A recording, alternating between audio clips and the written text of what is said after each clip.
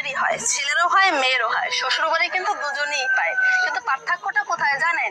ছেলে যখন শ্বশুরবাড়িতে বেড়াতে আসে তখন শাশুড়ি চিন্তা করে যে আমার জামাই কি কি খেতে পছন্দ করে, আমার জামাই কোনটা ভালোবাসে, শাশুড়ি সেইটাই আয়োজন করে। অথচ মেয়েটা যখন শ্বশুরবাড়িতে থাকে তখন মেয়েটার পছন্দের কথা তো দূরে থাক, বরং শ্বশুরবাড়ির সবার পছন্দ নিজের করে নিয়ে নিজের পছন্দগুলোকে বিসর্জন দিয়ে তারপরে শ্বশুরবাড়িতে থাকতে হয়।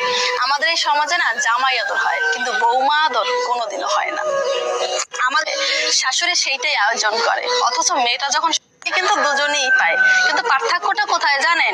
ছেলে যখন শ্বশুরবাড়িতে বেড়াতে আসে তখন শাশুড়ি চিন্তা করে যে আমার জামাই কি কি খেতে পছন্দ করে, আমার জামাই কোনটা ভালোবাসে, শাশুড়ি সেইটাই আয়োজন করে। অথচ মেয়েটা যখন শ্বশুরবাড়িতে থাকে তখন মেয়েটার পছন্দের কথা তো দূরে থাকে, বরং শ্বশুরবাড়ির সবার পছন্দ নিজের করে নিয়ে নিজের পছন্দগুলোকে বিসর্জন দিয়ে তারপরে শ্বশুরবাড়িতে থাকতে হয়।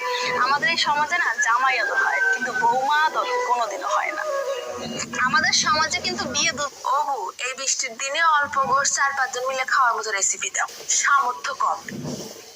আমাদের সমাজে কিন্তু বিয়ে দুজনেরই হয়, ছেলেরও হয় মেয়েরও হয়, শ্বশুরবাড়ি কিন্তু দুজনেই পায়। কিন্তু পার্থক্যটা কোথায় জানেন? ছেলে যখন শ্বশুরবাড়িতে বেড়াতে আসে তখন শাশুড়ি চিন্তা করে যে আমার জামাই কি কি খেতে পছন্দ করে, আমার জামাই কোনটা ভালোবাসে, শাশুড়ি সেইটাই আয়োজন করে। অথচ মেয়েটা যখন শ্বশুরবাড়িতে থাকে তখন মেয়েটার পছন্দের কথা তো দূরে থাক, বরং শ্বশুরবাড়ির সবার পছন্দ নিজের করে নিয়ে নিজের পছন্দগুলোকে বিসর্জন দিয়ে তারপরে শ্বশুরবাড়িতে থাকতে হয়।